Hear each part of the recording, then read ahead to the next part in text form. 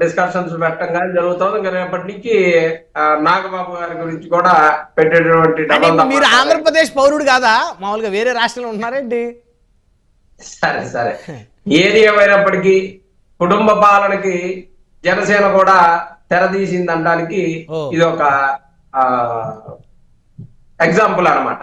Okay, వడ్డించేవాడు మనవాడైతే ఎక్కడున్నా సరే application పెట్టాల్సిన పని లేదు. ఎక్కడున్నా సరే ఆ బంతిలో కూర్చుంటే అక్కడికి మంచి భోజనం మంచి ఫుడ్ వస్తుంది అనేది గత 5 ఏళ్ళు చూసాం కదా, పెట్టా ఉంటాం.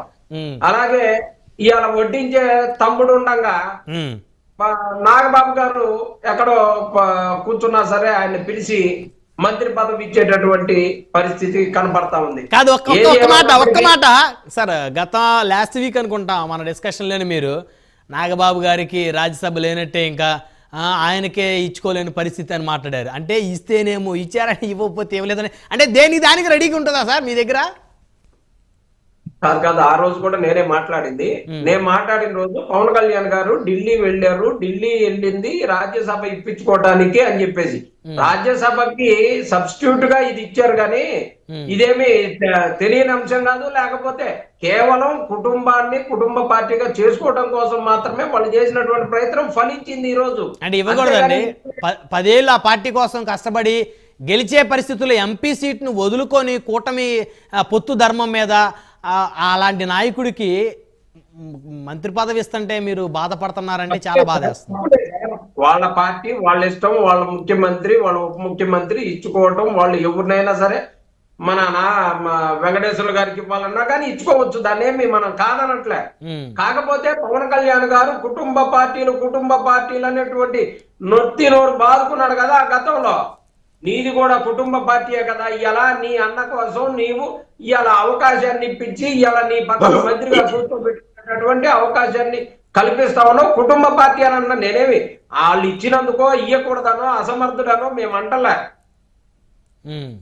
ఓకే, రెండోది రాజ్యసభకు సంబంధించినటువంటి అంశాలు కూడా మనకు వచ్చినాయి కాబట్టి వైఎస్ఆర్ కాంగ్రెస్ పార్టీ బీసీలకి వెన్నుముకగా భావించి బీసీలని వైఎస్ఆర్ కాంగ్రెస్ పార్టీలో చేరనటువంటి ఆర్ కృష్ణయ్య గారు లాంటి ఆయన బీసీ ఉద్యమ నాయకుడుగా బీసీల కోసం పోరాడుతున్నాడు. ఆయనకి రాజ్యసభలో కూర్చోబెడితే బీసీలకి ఇంకా మరింత సేవ చేసుకునే అవకాశం ఉంటుందని జగన్మోహన్ రెడ్డి గారు పెద్ద మనసుతోటి గుర్తించి రాజ్యసభకు తీసుకెళ్లి రాజ్యసభలో కూర్చోబెట్టినటువంటి పరిస్థితి. ఈ రోజు ఆయన్ని కూడా మభ్యపెట్టి వైఎస్ఆర్ కాంగ్రెస్ పార్టీకి రాజీనామా చేపించి ఇవాళ ఏమన్నా చంద్రబాబు నాయుడు గారు అదే బీజేపీ ఏమన్నా ప్రధానమంత్రిని చేసింది ఆయన్ని? ఎవరిని? మంత్రిగా ఆయన మళ్ళీ రాజ్యసభ సభ్యుడేగా. వైఎస్ఆర్ కాంగ్రెస్ పార్టీ కండవా తీసేసి బీజేపీ కండవా వేయంగానే ఏమైనా పెద్ద ఇది జరుగుతుందా? అంటే మీ పార్టీ నచ్చలేదేమో మరి ఆర్ కృష్ణ గారికి, మరి ఎందుకు ఇచ్చారు అలాంటప్పుడు? అలాంటి మీరు ఎందుకు పిలిచి భోజనం పెట్టాం, పిలిచి బీసీలను గౌరవించాం, పిలిచి ఆయనకి కండవా వేసుకోకుండానే ఆయనకి రాజ్యసభ సభ్యు ఇచ్చినందుకు ఎక్కడన్నా ఉందా సార్? పాపం మీ పార్టీలో కష్టపడిన వాళ్ళేమో వదిలేస్తారు, కండవా కూడా వేసుకోని వాళ్ళని తెచ్చి రాజ్యసభలో ఆర్ కృష్ణ గారికి ఒక యాంగిల్లో ఇచ్చారు, ఒక ఈక్వేషన్లో పరిమళ నత్వాని గారికి మరి అదే ఈక్వేషన్లో ఇచ్చారు. అంటే అసలు కష్టపడ్డ వాళ్ళకి ఏమీ ఉండదన్నమాట. అయితే సార్ బీసీల గొంతుక వైఎస్ జగన్మోహన్ రెడ్డి గారు ఆ రోజే చెప్పారు, బీసీలకి వెన్నుముక నేను నిలబడతానని చెప్పేసి జగన్మోహన్ రెడ్డి గారు చెబుతూ బీసీలు వైఎస్ఆర్ కాంగ్రెస్ పార్టీకి వెన్నుముక సార్. అందుకని చెప్పేసి బీసీ నాయకుడిని వాళ్ళ యొక్క వాదనను వినిపించుకోవడానికి రాజ్యసభలో ఉంటే ఇంకా పెద్దల సభలో ఉంటే ఆయన వాళ్ళ బీసీ దానికి ఎక్కువ చేసుకునే అవకాశం ఉంటుందని చెప్పేసి ఆశపడి జగన్మోహన్ రెడ్డి గారు ఆయనకి ఇవ్వడం జరిగింది. అంతేగాని మా పార్టీలో కార్యకర్తలు లేకనో మా పార్టీలో నాయకులు లేకనో ఇవ్వలేదని గుర్తించాలి. ఓకే, విషయం రేషన్ మాఫియాకి సంబంధించి ఈ రోజు గాద వెంకటేశ్వర్ల గారికి ఉన్నటువంటి జ్ఞానం గాని ఈ ప్రభుత్వానికి ఉండి ఉంటే చీమ చిట్టుకుమన్నా సరే ఎమ్మెల్యేలకు పోలీసులకు తెలియదు సార్, ఎమ్మెల్యేకి తెలియకుండా చీమ చిట్టుకుమంటానికి కూడా అవకాశం లేదు. ఈ రోజు ఇంత చేస్తా ఉన్నారు కదా మీడియా హడావుడి, ఆడ 483 టన్నులు పెట్టుకున్నాం పట్టుకున్నాం, ఇక్కడ సీజ్ ద షిప్ అన్నాం. ఇన్ని చేయాల్సిన పనిలే సార్. గ్రామంలో నేను లాస్ట్ టైం కూడా చెప్పా, వీళ్ళు గ్రామాలకి మండలాలకి ఫ్రాంచైజీలాగా ఇచ్చినటువంటి పరిస్థితి ఉంది బ్రహ్మనాయుడు గారు అని చెప్పా. అదే మాటని ఈ రోజు గాలి వెంకటేశ్వర్లు గారు కూడా దగ్గరగా ఒప్పుకుంటూ ఈ రోజు గ్రామాల్లోనే ఎమ్మెల్యేలు తలుసుకుంటే గంటలో ఆపుతారు సార్. ఈ కూటమి ప్రభుత్వంలో ఎమ్మెల్యేల మీద ఎటువంటి పట్టు లేదు, పోలీసుల మీద ఎటువంటి పట్టు లేదు. అంటే పట్టుండడం అంటే ఎమ్మెల్యేలు చెప్పింది పోలీసులు జీ హుజూరం తలుపు పుట్టం అదేనా సార్ పట్టుండడం అంటే?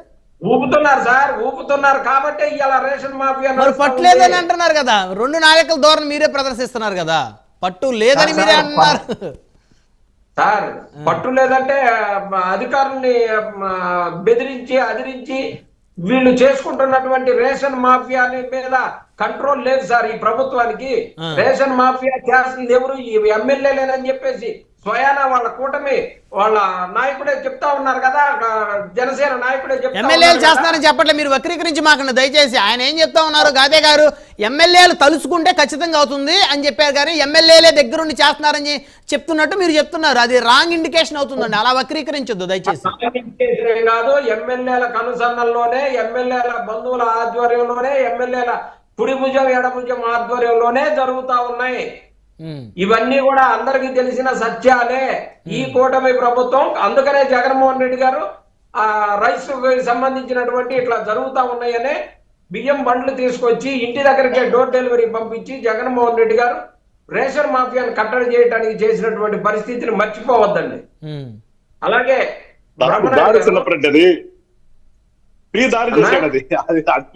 నువ్వు చెప్పేది ఆ రేషన్ బియ్యం బళ్ళు పెట్టిన తర్వాత మరీ ఎక్కువైంది, ఇంకా డైరెక్ట్ వెళ్ళిపోతుంది. ఇక దానికి ఎవరో చెక్ పోస్టులు కూడా ఎవరు అవసరం లేదేమో గాదే గారు, ఆ బండిలో డైరెక్ట్ వేసుకొని ఎక్కడైతే మాఫియా ఉంటుందో అక్కడ చేస్తారు. మా ప్రభుత్వం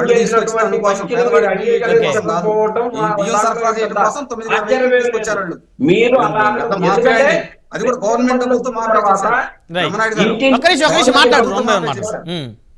ఉండన్నా నువ్వు మాట్లాడినంతసేపు కూడా మేము మాట్లాడలేదు, అట్లా ఉండండి. రేషన్ బియ్యం బండ్లు వచ్చిన తర్వాత వైఎస్ఆర్ కాంగ్రెస్ పార్టీ ప్రతి బండిని కూడా ఇంటి దగ్గరకు పంపించి జగన్మోహన్ రెడ్డి గారు ఇంటి దగ్గరకే పంపించి పేదోడికి బియ్యాన్ని అందించినటువంటి పరిస్థితి. ఎందుకంటే ఎక్కడైనా సరే మాఫియా దూరుద్దేమోనని ఇంటి వద్దకే బియ్యం పంపించినట్టయితే ఎవరింట్లో వాళ్ళు బియ్యం తీసేసుకొని వాళ్ళు అక్కడ అమ్ముకునే అవకాశం ఉండదు అని చెప్పేసి అక్కడ వాలంటీర్ని, అక్కడ బియ్యం బండి వాళ్ళని, అక్కడ ఉన్నటువంటి ప్రభుత్వానికి సంబంధించిన వాళ్ళందరినీ కూడా ఇన్వాల్వ్ చేసి చేయటం జరిగింది. అంత పకడ్బందీగా చేసినటువంటి దాన్ని నిర్వీర్యం చేస్తూ ఈ రోజు రేషన్ మాఫియాని చేస్తా ఉన్నటువంటి పరిస్థితి. 6 నెలలైంది సార్. ఏం సార్ 6 నెలలైతే ఇంతవరకు జగన్మోహన్ రెడ్డి గారు వైఎస్ఆర్ కాంగ్రెస్ పార్టీ మీద కేసులు కట్టడానికను వైఎస్ఆర్ కాంగ్రెస్ పార్టీ వాళ్ళని అరెస్ట్ చేసి జైళ్లకు పంపించడానికి ఉన్నటువంటి తాపత్రయం రేషన్ మాఫియాని కట్టడి చేయాలని కానీ కట్టడి చేయాలి అనే ఆలోచన ఉంటేనే కదా డైరెక్ట్ గా మంత్రులు ఉప ముఖ్యమంత్రులు వెళ్ళి సీజ్ చేసి రైస్ ను సీజ్ చేస్తా ఉన్నారు, షిప్పులు సీజ్ చేస్తా ఉన్నారు. ఆలోచన లేకపోతే అసలు పట్టించుకోరు కదా. పోనీ మీరేమైనా వెలికి తీసారా? మీరు ఒక అపోజిషన్ పార్టీగా ఇక్కడ ఈ విధంగా రేషన్ మాఫియా జరుగుతుంది, ఇన్ని టన్నులు వెళ్తుందని మీరేమైనా వెళ్ళి వెలికి తీసి వీడియోలు పెట్టి చూపిస్తే ఇక్కడ ముఖ్యమంత్రి ఉప ముఖ్యమంత్రి పౌర సరఫరా శాఖ మంత్రి పట్టించుకోవట్లేదని మీరేమన్నా ప్రూవ్ చేస్తే మీరు ఈ మాటలు మాట్లాడవచ్చు. వాళ్ళే పట్టుకుంటున్నారు, వాళ్ళే సీజ్ చేస్తున్నారు, కట్టడి చేయడానికి వాళ్ళే ప్రయత్నం చేస్తుంటే మళ్ళీ వాళ్ళ వల్లే జరుగుతుందని మీరంటే అది ఎంతవరకు కరెక్ట్ సార్? బ్రహ్మనాయుడు గారు ఒకళ్ళు చెప్పాల్సిన పని లేదు సార్. ఈరోజు గాలి వెంకటేశ్వర గారు చెప్తా ఉన్నారు కదా, ఆయనకు తెలుసు కదా, వాళ్ళ ప్రభుత్వానికి అందరికీ తెలిసినటువంటి విషయమే. ప్రతిదీ కూడా ఈరోజు ఆంధ్రజ్యోతిలో రాశారు, ఈనాడులో రాశారు, లేకపోతే సాక్షిలో రాశారు, అన్ని చోట్ల రాస్తానే ఉన్నారు. రేషన్ మాఫియా గురించి చెప్పనిది చెయ్యనిది ఏముండదు సార్. ప్రతి వాళ్ళు మాట్లాడుతూనే ఉంటారు. వాటిని అదుపు చేసేటటువంటి శక్తి లేనటువంటి శక్తిహీనమైనటువంటి ప్రభుత్వం ఉంది ఇక్కడ. అందుకనే ఇలా జరుగుతా ఉంటాయి. ఇప్పటికైనా సరే అధికారులని ఎమ్మెల్యేని కోఆర్డినేట్ చేసి రేషన్ మాఫియాని కంట్రోల్ చేయాలి అంటే గంట పని, 5 ఏళ్ళు చేయలేకపోయారు. గంట పనిని 5 ఏళ్ల కాలంలో చేయలేకపోయారంటే చాలా బాధేస్తుంది అందరికి. వైఎస్ఆర్ కాంగ్రెస్ పార్టీ బ్రహ్మాండంగా చేసింది. బ్రహ్మనాయుడు గారు వైఎస్ఆర్ కాంగ్రెస్ పార్టీ బ్రహ్మాండంగా మాఫియాని కట్టడి చేసింది. ఇందులో మీరేమి దాన్ని గుచ్చి మాట్లాడాల్సిన పల్లె. అలాగే సార్ ఈ రాష్ట్రంలో ఇందాక మాట్లాడుతూ పవన్ కళ్యాణ్ గారికి బెదిరింపు కాల్స్ వచ్చినాయి అన్న దాని మీద జరుగుతా ఉంది. ఎస్, ఈ రాష్ట్రంలో ప్రతి పౌరుడు కూడా బ్రతికేటటువంటి అవకాశం, బెదిరింపులకు తావులేనటువంటి అవకాశాన్ని కల్పించాల్సింది ఈ ప్రభుత్వమే, ఇప్పుడున్నటువంటి ప్రభుత్వమే. ఈ ప్రభుత్వం ఎవరికైనా సరే ఇబ్బంది జరిగితే, అది పవన్ కళ్యాణ్ గారికి ఇబ్బంది జరిగినా, నాకు జరిగినా, లేకపోతే వెంకటేశ్వరరావు గారికి జరిగినా, ఎవరికి జరిగినా, టీడీపీ బ్రహ్మనాయుడు గారికి ఎవరికి జరిగినా సరే ఖండిద్దాం.